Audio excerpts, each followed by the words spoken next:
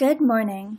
My name is Mary Ainsworth, and I'm so honored to be a guest on the podcast, COVID-19, How Are You Coping?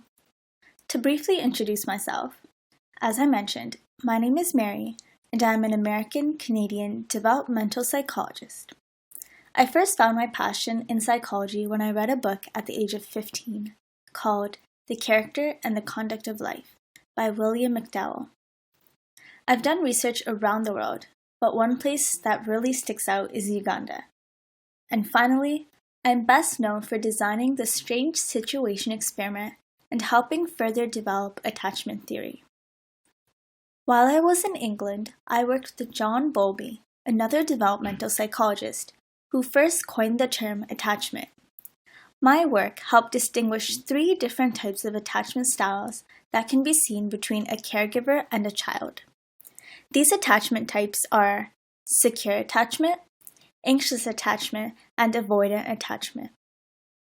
While parenting has a lot to do with attachment style, early year events that cause a parent to spend less time with their child can also lead to insecure attachments. Examples of these can be a single parent who needs to work long hours, or a childhood illness that causes the child to be hospitalized and spend very little time with their parents. Attachments in early childhood can have an effect on later life, especially when it comes to the regulation of emotions, adult relationships, and the way we react to stressful situations. So, let's take a deeper look into the different attachment types. Secure attachments are formed when a child receives reliable, responsive care. Having a secure attachment does not make you invincible, but it does help you to trust others and to be comfortable being alone and independent. An anxious attachment is formed when a child receives unreliable care. That is, the child's needs are met some of the time, but not consistently. This can cause someone to be very nervous and need constant reassurance from others. They will often have a hard time being alone or single. Lastly, an avoidant attachment is formed when a child's needs are filled consistently. This can cause someone to be very untrusting of others and become very self-reliant, avoiding close personal relationships. So you might be wondering, what does this all have to do with our current COVID-19 situation? Well, that can be answered in many ways, but we'll focus on 2. How individuals with differing attachment styles are coping, and how forming attachments can be altered by the pandemic. Firstly, the way that you choose to cope with this pandemic can give a glimpse into your individual attachment style. Individuals with a secure attachment tend to regulate their emotions better than individuals with an insecure attachment. Although a securely attached individual will feel stress during the pandemic, they will find ways to cope with that stress. And while they might really miss their best friend or romantic partner, they'll feel comfortable and secure being alone for a while.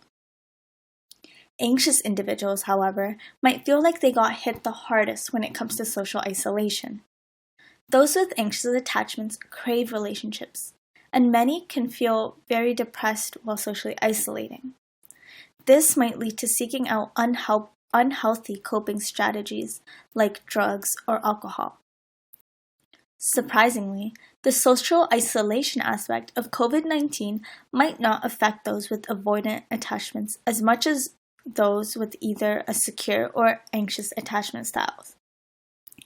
Since those with avoidant attachments prefer independence and avoid personal relationships, this type might not mind the isolation. Okay, so how about the parents listening to this podcast wondering, how might this pandemic affect the attachment formation of my children? Well, to say in short, this unprecedented time can have a massive effect on attachment styles and attachment formation.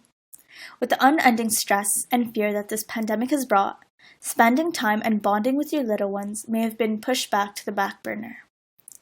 While this might seem understandable during these times, as a developmental psychologist, I urge you to please keep your child your top priority.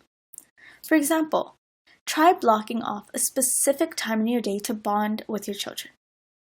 While you may think that they are too young to remember these memories, it is at this point of their lives that they are forming attachments which have the potential to impact the rest of their lives.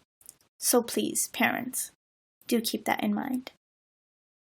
And that is a little bit on how my theory about attachment styles relates to how you may be coping with the current COVID-19 pandemic and how it may be affecting attachment formations. I hope you not only learned a little bit about psychology, but that you also learned a little bit about yourself as well. Stay tuned for our next episode of COVID-19, How Are You Coping?